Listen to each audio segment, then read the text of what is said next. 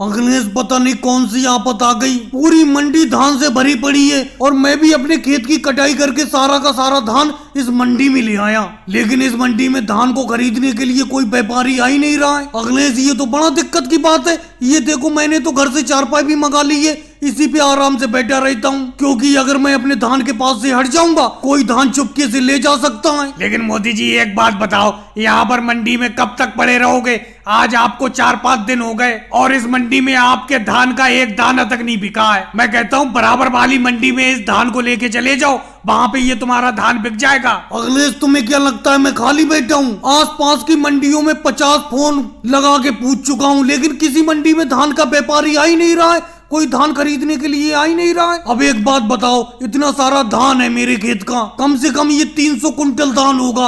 अब मैं दोबारा इस धान को लोड करने के लिए ट्रक मंगाऊं, फिर ट्रक को दूसरी मंडी में ले जाऊं, क्या मैं यही करता रहूंगा? मेरे इस धान का सारा पैसा तो इधर उधर ले जाने के भाड़े में ही खत्म हो जाएगा। अरे राहुल, वो देखो एक व्यापारी आते हुए दिखाई दे रहे हैं, लगता है अपनी तरफ आ रहे हैं वो। भाई साहब, ये धान की ढेरी क्या आप ही की है? जी भाई साहब, ये धान की ढेरी मेरी ही है। बोलो क्या रेट में बेचोगे इस धान को? बोलो, अगर सही रेट में बेचो तो सारा का सारा धान आपका मैं खरीद लूंगा। भाई साहब, वैसे तो धान ये मेरा महंगा बिकना चाहिए था, लेकिन कोई खरीदने के लिए आ नहीं रहा है, इसीलिए मैं इस धान को आपको 2000 रुपए प्रति क्विंटल के हिसाब से बेच दूंगा। नहीं भाई साहब, 2000 प्रति क्विंटल के हिसाब से तो आप धान का रेट महंगा बता रहे हो। अभी मैं बराबर वाली मंडी से ही आ रहा हूँ, वहाँ पे धान तो बिल्कुल 1000 रुपए क्विंटल बिक रहा है। अगर आप 1000 रुपए क्विंटल के हिसाब से इस धान को बेचो तो सारा का सारा धान आपका मैं अभी खरीद लूंगा। भाई साहब, मेहनत करके इस धान को खेत से उगाया है, ऐसे तो मैं आपको